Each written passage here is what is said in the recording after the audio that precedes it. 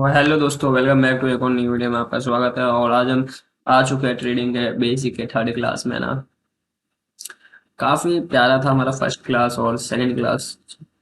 जो second class का trading का अगर आपने नहीं देखा है तो आप देख लीजिए। इन दोनों के अंदर हमने जो जो टॉपिक कराया वो मैं एक बजे आपको दिखा दे रहा हूँ कि हमने कौन कौन से टॉपिक कराए थे इसके अंदर, है ना। वो हाँ, तो जो हमारा फर्स्ट क्लास था उसका जो टॉपिक था उसका नाम क्या था। उसका नाम था ना, क्या कहते हैं, बियर कौन होता है, मार्केट में बुल कौन होता है, और ये पिग। ये तीन माइंड सेट के जो बंदे होते हैं ना, इनके बारे में थोड़ा इंट्रोडक्शन कराया था। और सेकंड क्लास में हमारा जो हुआ था वो हमारा होता है SIP, FD और RD के बारे में, इन्वेस्टमेंट के बेसिक और लीगल प्लान्स को लेके बातचीत हुई थी। ठीक है, हाँ। तो आज हमारा थर्ड क्लास है, और ये थर्ड क्लास है। ये थर्ड क्लास आपको इसलिए नहीं कराया जा रहा कि ना, हाँ, मतलब कि इस थर्ड क्लास में आपको ये सब बताया जाएगा कि आप ट्रेडिंग में जो आ रहे हो ना, ट्रेडिंग में जब आप आ रहे हो, अंदर आ रहे हो ट्रेडिंग के, तो आपको किस किस बातों का ख्याल रखना है जिससे आप फेल होगे या सक्सेस होगे, वो आपके ऊपर डिपेंड है। ठीक है, हाँ, फुल्ली डिपेंड है। तो आइए हम एक एक करके इन दोनों चीज़ों के बारे में डिटेलिंग करते हैं। और थोड़ा सा हम माइंडसेट के बारे में जानने की कोशिश करेंगे अच्छे से, कि क्या क्या किस टाइप का आपका माइंडसेट होना चाहिए, और माइंडसेट वगैरह तो किस टाइप का होना चाहिए। तो पहली बात ये आपका, हमारा जो फर्स्ट पार्ट क्लियर हो रहा है वो पार्ट होगा फेलियर, यानी कि ट्रेडिंग में फेलियर कैसे होता है।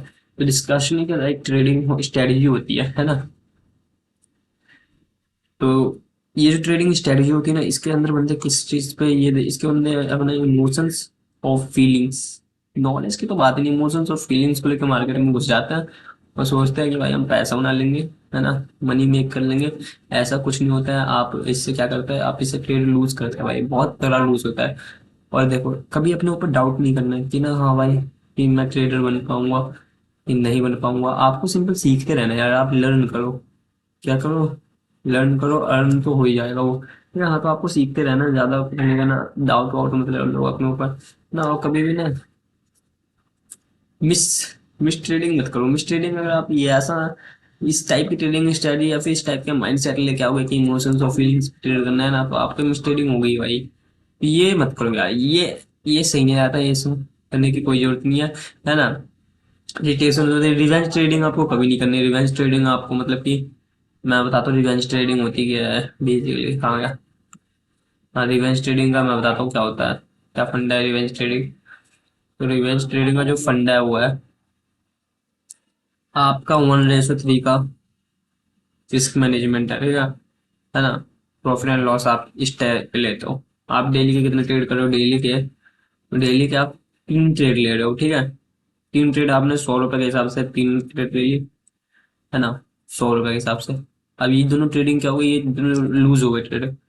ये दोनों ट्रेड क्या हो गए, लूज ट्रेड हो गए, यानी कि हार गए हो, है ना। हाँ, अब जो अगला आप ट्रेड होगी इसे रिवेंज लोगे कि इन दोनों का प्लस कर देता है और 200 का एक बार में ट्रेड ले लेंगे। अगर 200 के बनेंगे तो कितना बनेगा, बनेगा तो 600 बनेगा, है ना। और हारेंगे तो 200 ही तो जा रहा है भाई। नहीं भाई, अगर अगर आप हारेंगे तो रिवेंज ट्रेडिंग के बदले में जो 300 की ट्रेड होने वाली थी डेली की, वो 400 लूज हो जाएगी आपकी, है ना। समझो बात को। हमेशा प्रॉफिट के ऊपर नहीं भागना। डेली नहीं होगा भाई आपका प्रॉफिट। आप क्या कहते हैं, मंडे को हो गया प्रॉफिट, तो क्या कहते हैं आपको, क्या कहते हैं, मंगलवार को नहीं होगा। जो हमारा ट्यूसडे है उसमें आपको क्या लगता है कि उसमें लॉस नहीं होगा। ट्यूसडे में लॉस नहीं होगा, वेडनेसडे में लॉस नहीं होगा, थर्सडे में लॉस नहीं होगा, फ्राइडे को लॉस नहीं होगा। क्या भाई, लॉस तो होगा आपका, कभी ना कभी होगा। ये नहीं कि हाँ भाई आप आए तो मतलब कि हाँ भाई इतने बड़े बड़े ट्रेडर है भाई, 10-10 साल का, अपना अपना साल का एक्सपीरियंस लेके बंदे बैठ रखे मार्केट को कंट्रोल कर रहे हैं, और आप सोच रहे हो कि आप 2 दिन का ज्ञान लेके चले जाओगे, क्या पॉसिबल ही नहीं है भाई। 6 मंथ तक मेहनत करो, घसो अपने आप को, उसके बाद 1 साल लगता है बंदों को कहीं ना कहीं प्रॉफिट कमाने में। ठीक है, तो इतना सोचने की जरूरत नहीं है। ट्रेडिंग में डाउट अपने ऊपर मत रखो कि भाई ट्रेडर बन पाऊंगा कि नहीं, कोई बात नहीं है। लॉसेस होंगे, लॉसेस को रिकवर करो। लॉसेस ट्रेड होंगे, बहुत ट्रेड होंगे लॉस से, है ना। इन सबको रिकवर करो और माइंड सेट को चेंज करके वापस मार्केट में गेम बनाओ अपना। ठीक है, तो बोलो कि हाँ भाई इस बार तुमने दिखा दिया, अगली बार हम दिखाते हैं कि ट्रेडिंग किसे कहता है। ठीक है, देख लो। तो सबसे पहले ना, मैकेनिकल ट्रेडिंग स्ट्रेटजी जो होती है, ये ट्रेडिंग स्ट्रेटजी ये होता है आपका फाइनेंशियल, वो क्या कहते हैं फंडामेंटल और टेक्निकल एनालिसिस के हिसाब से चलता है। और इसके बारे में मैं आपको एक पैराग्राफ है, वो पैराग्राफ आप लास्ट में रीड कर लेना और उसका नोट्स बना लेना। बाकी का इसके बारे में हम अगली क्लास में डिटेलिंग में जानेंगे। तो सबसे पहले हम जानते हैं, मैंने तो फंडामेंटल और टेक्निकल एनालिसिस के हिसाब से क्या होता है, जिससे आप क्या कहते हैं प्राइस एक्शंस है ना, चार्ट और बाकी सारी चीजों पे आप क्या कहते हैं काम करते हो, वर्क करते हो, और जिस हिसाब से आप ट्रेडिंग करते हो ना। हाँ, सिंपल सी बात है, ये सब होता है इसके अंदर। और और एक प्यारा सा बताओ, वो क्या कहते हैं, ये ट्रेडिंग स्ट्रेटजी आपकी सक्सेस की होती है, क्यों? क्योंकि जिसमें आपको कंपनी का फंडामेंटल पता है, टेक्निकल पता है, आपको प्राइस एक्शंस का पता है, आपको चार्ट्स का पता है। तो आप बताओ कि आप क्या कहता है, वो जो ट्रेड लोगे उसके कितने भाई, 90% नहीं, 90% नहीं, 60-40 का रेशियो बनेगा। ये 60% विनिंग चांस है भाई, तो विनिंग चांस तो बढ़ रहा है ना इसमें। भाई उसमें क्या कहते हैं 100% या फिर 90% लूजिंग चांस, तो जो पीछे की स्ट्रेटजी की है इसमें 60% 70% विनिंग चांस है, तो विनिंग होगा भाई ट्रेड है।